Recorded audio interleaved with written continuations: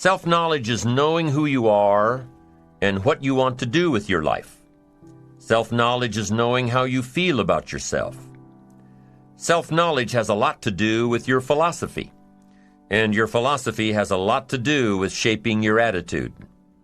How you feel about yourself, how you feel about life, how you feel about your direction, how you feel about others around you. Your attitude. You've got to know. You've got to gather up enough knowledge and information to know what's right for you. How do you gather up information? Well, you can start with your own experiences. The best way to know if something works for you the right way is to do it the wrong way. Now, you can't keep doing it the wrong way. You've got to be smart enough to say, hey, this isn't working, and change it. Start doing it the right way. Then search for the knowledge and apply what's right for you in your life. Develop your own attitudes and philosophies around your own experiences and the experiences of others. Take all of the information you have gathered and compile it, consider it, debate it, tear it apart, turn it upside down. Look at it from your own perspective and refine it to suit you. Rearrange it. Throw some of it out. Keep what you think will work for you. And most importantly, make sure that what you end up doing is the product of your own conclusion. Make sure that the knowledge that you are building is your own self-knowledge. Self-preparation, being ready for the opportunities when they show up in your life. Being ready for the sales call that may make you a fortune. Being ready for the meeting that may positively affect your career. Being ready for it all, in expectation that it will come. Now, for those of you who are parents, when you found out that a new member of the family was going to come along in 9 months or so, what did you do? You started getting ready. You started reading the books on how to best handle a baby. You started buying everything you needed to care for the baby. You started asking advice from friends and relatives who've already had a baby or two. You asked questions, defined your parenting style, got ready for a major change in how you live and the hours you keep, and the financial obligations you have to live up to. You started getting ready. Well, preparing for your own life is pretty much the same. Defining a goal, planning a goal, knowing that with enough planning and dedication and hard work, you'll meet your goal. You know that it will be tough for the first few years, but the sacrifice is well worth it. So in the meantime, you've got to be ready for it. If you wish to be ruler over many, you've got to be faithful with few. If you wish to have power and influence over many, be the leader of many, and get the return from many. Be faithful when there's just a few. Faithful meaning disciplined. Be disciplined when there are just a few. And in your own enlightened self-interest, that gives you the best chance to be the ruler, or to have power, or to have influence, or to have a place of honor among the many. Be faithful when there's just a few. Someone says, if I had a big organization, I'd really pour it on, but I've just got a few and I don't know where they are. Come on, when you've got just a few, you could know where all of them are.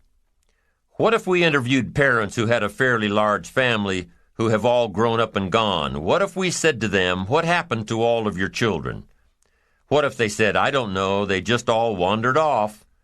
And we asked, well, where did they all go?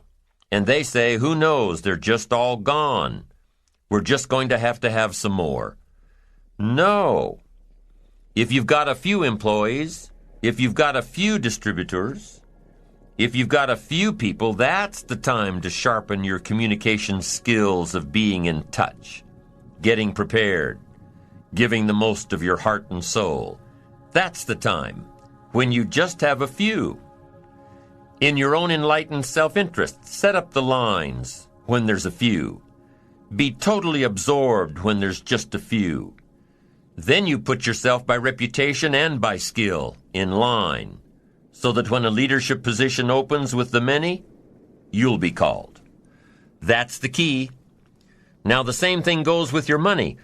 Someone says, oh, if I had a fortune, I'd really take good care of it. But I've only got a paycheck, and I don't know where it goes. Wow, did you ever hear that expression, I don't know where it all goes? Did you ever hear that? Oh, we'd love to have you run our company. You don't know where it all goes? Wow, we'd love to have you run the world. It just gets away from you? It just disappears? Come on. Positive self-direction says, in your own enlightened self-interest, pay real close attention to just a few dollars. Really know where they come from and know where they go.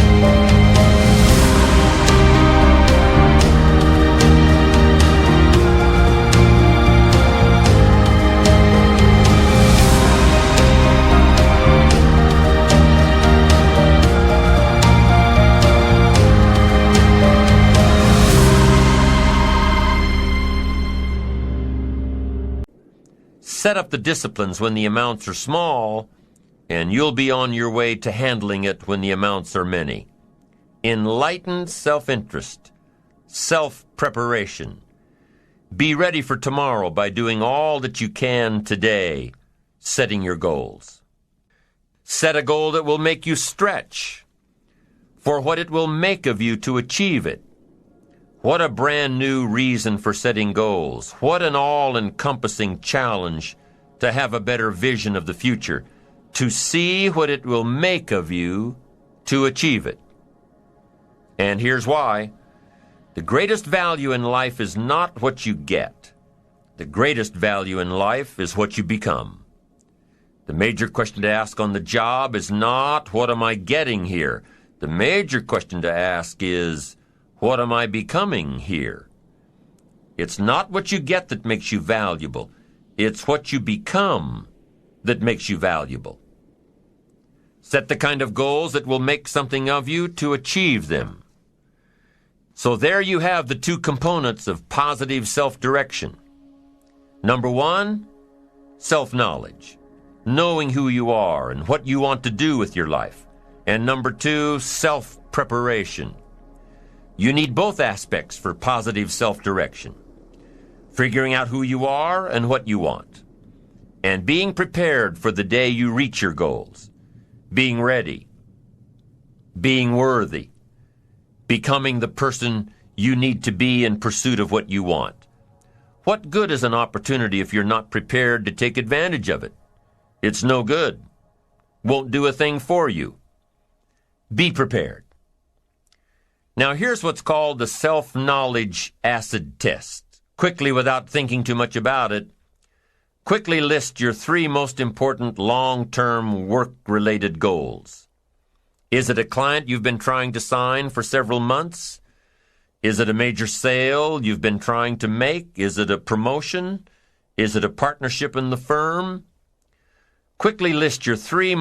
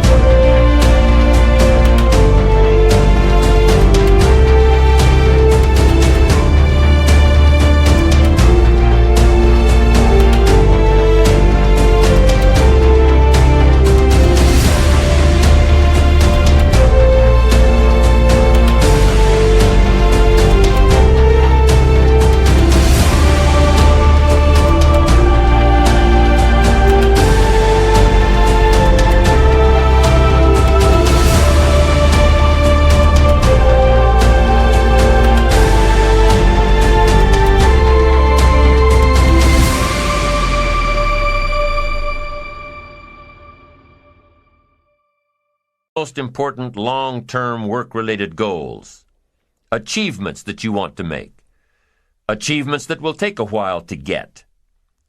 Write them down. Again, without thinking too much about it, quickly list your 3 most important personal and spiritual goals. Things that will make a difference in your personal life. Is it going to church more often than holidays? Grasping all you can from the Sunday sermon? Is it spending more quality time with your kids? Is it turning the TV off during the dinner hour and actually talking about the important things in life with your family? Is it making more dates with your spouse? Is it planning a much-needed family vacation? What is it? What are the important goals in your personal and spiritual life? Is one of them making a conscious effort to exercise more, to eat better, to lose some weight, to get in shape? What are the 3 most important personal and spiritual goals that you have? Write them down. Doesn't matter what they are, just write them down. Now, take some time to really visualize what the achievement of these goals would look like. What does your future hold for you if you landed that big client? What does your future look like if you got that promotion? If you spent more time with your family?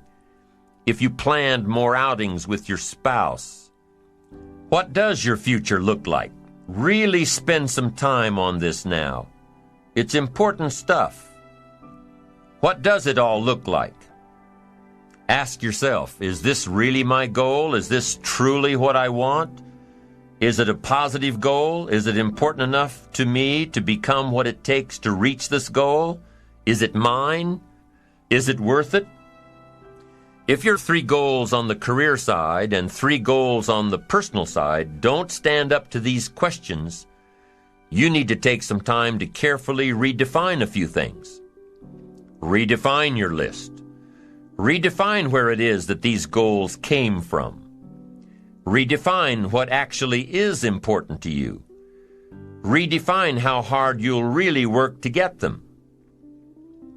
Now, there are 2 parts to this goal setting and redefining process.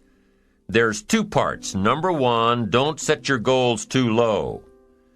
An interesting thing that we teach in leadership, don't join an easy crowd. You won't grow. Go where the expectations are high. Go where the demands are high. Go where the pressure is on to perform, to grow, to change, to develop, to read, to study, to develop skills. Now here's the second part on setting goals. Number 1 is don't set your goals too low. Number 2 is don't compromise. Don't sell out. There were some things I went for back in those early years that I paid too big a price for. If I'd known back then how much it was going to cost me, I never would have gone for them. But I didn't know. Don't sell out.